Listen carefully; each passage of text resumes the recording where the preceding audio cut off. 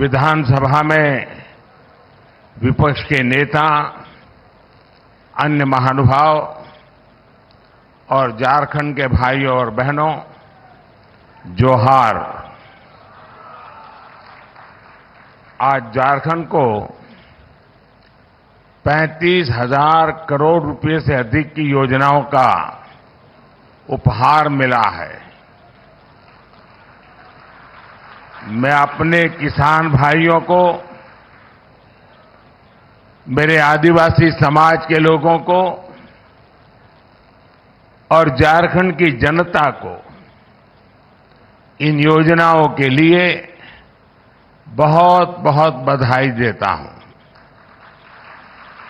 साथियों, आज यहां सिंदरी उर्वरक कारखाने का लोकार्पण किया गया है। मैंने संकल्प लिया था कि सिंदरी के इस खाद कारखाने को जरूर शुरू करवाऊंगा।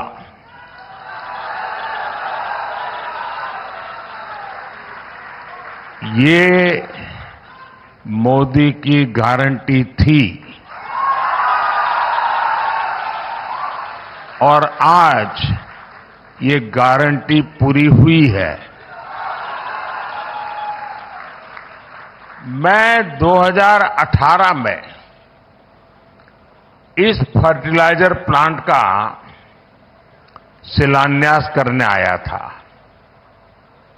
आज सिर्फ सिंदरी कारखाने की ही शुरुआत नहीं हुई है, बल्कि मेरे देश के, मेरे झारखंड के नौजवानों के लिए रोजगार के हजारों नए अवसरों की शुरुआत हुई है। इस खाद कारखाने के लोकार्पण के साथ ही आज भारत ने आत्मनिर्भरता की ओर भी एक बड़ा कदम उठाया है। हर वर्ष भारत में करीब करीब 360 लाख मैट्रिक टन यूरिया की जरूरत होती है।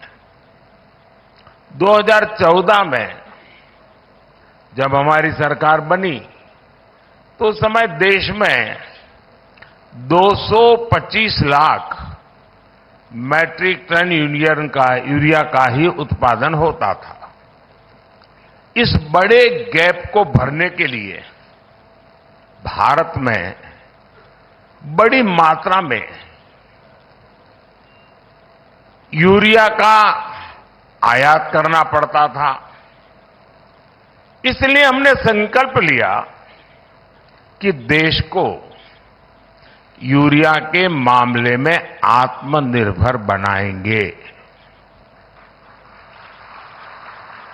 हमारी सरकार के प्रयासों से बीते 10 वर्षों में यूरिया का उत्पादन बढ़कर 310 लाख मैट्रिक टन हो गया है। बीते 10 वर्षों में हमारी सरकार ने रामागुंडम,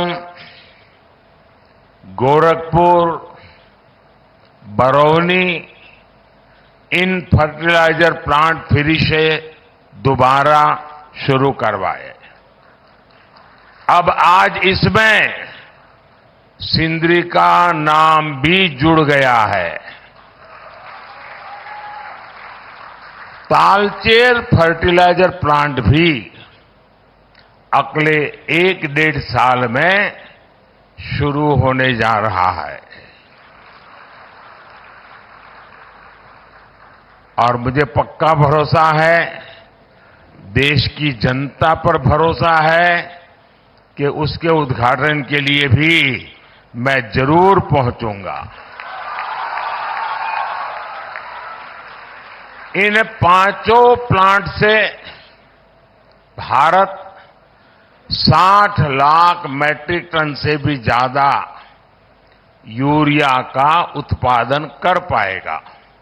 यानी भारत तेजी से यूरिया के मामले में आत्मनिर्भर होने की तरफ बढ़ रहा है। इससे न सिर्फ विदेशी मुद्रा की बचत होगी, बल्कि वो पैसा किसानों के हित में खर्च होगा। साथियों, आज का दिन झारखंड में रेल क्रांति का एक नया अध्याय भी लिख रहा है। नई रेलवे लाइन की शुरुआत से लेकर मौजूदा रेलवे लाइन के दोहरीकरण और कई अन्य प्रोजेक्ट्स आज यहां शुरू हुए हैं। धनबाद चंद्रपुरा रेल लाइन का शिलान्यास होने के इन क्षेत्रों में भूमिगत आग से सुरक्षित एक नया रूट उपलब्ध होगा। इसके अलावा देवघर डिब्रूगढ़ ट्रेन के शुरू होने से बाबा बैद्यनाथ का मंदिर और माता कामाख्या की शक्तिपीठ एक साथ जुड़ जाएंगे। कुछ दिन पहले ही मैंने वाराणसी में वाराणसी कोलकाता रांची एक्सप्रेसवे की आधारशिला रखी है। ये एक्सप्रेसवे चतरा, हजारीबाग, रामगढ़ और बोकारो समेत पूरे झारखंड में आने जाने की स्पीड को कई गुना बढ़ाने वाला है। इसके अलावा हमारे किसान भाई बहनों को चाहे फसल की बात हो, हमारे खदानों में कोयले की बात हो, हमारे कारखानों में सीमेंट जैसे उत्पाद हो, ये पूर्वी भारत से देश के हर कोने में भेजने में बड़ी सहूलियत भी होने वाली है। इन प्रोजेक्ट से झारखंड की रीजनल कनेक्टिविटी और बेहतर होगी, यहां के आर्थिक विकास को गति मिलेगी। साथियों, बीते 10 वर्षों में हमने जनजातीय समाज, गरीबों, युवाओं और महिलाओं को अपनी सर्वोच्च प्राथमिकता बनाकर झारखंड के लिए काम किया है। साथियों, हमें 2047 से पहले अपने देश को विकसित बनाना है। आज भारत दुनिया की सबसे तेजी से आगे बढ़ती अर्थव्यवस्था वाले देशों में है। आपने देखा होगा, कल ही अर्थव्यवस्था के जो आंकड़े आए हैं वो बहुत ही उत्साह भरने वाले हैं। भारत ने सारे अनुमानों से और बेहतर प्रदर्शन करते हुए अक्टूबर से दिसंबर के क्वार्टर में 8.4%, 8.4% की विकास दर हासिल करके दिखाई है। ये दिखाता है कि भारत का सामर्थ्य कितनी तेजी से बढ़ रहा है। इसी गति से आगे बढ़ते हुए ही हमारा देश विकसित बनेगा और विकसित भारत के लिए झारखंड को भी विकसित बनाना उतना ही जरूरी है। केंद्र सरकार इस दिशा में हर तरह से झारखंड को सहयोग कर रही है। मुझे विश्वास है कि भगवान बिरसा मुंडा की यह धरती विकसित भारत के संकल्पों की ऊर्जा शक्ति बनेगी। साथियों,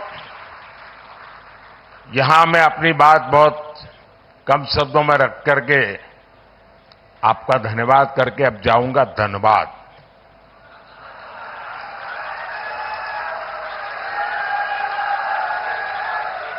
तो वहां मैदान भी जरा खुला होगा, माहौल भी बड़ा गर्मा गर्म होगा। सपने भी मजबूत होंगे, संकल्प भी तगड़े होंगे। और इसलिए मैं जल्द से जल्द आधे घंटे के भीतर भीतर धनबाद जाकर के वहां से झारखंड को और देश को अनेक और बातें भी बताऊंगा। एक बार फिर आज की सभी योजना के लिए आप सभी को ढेर सारी शुभकामनाएं। बहुत बहुत धन्यवाद। जोहार।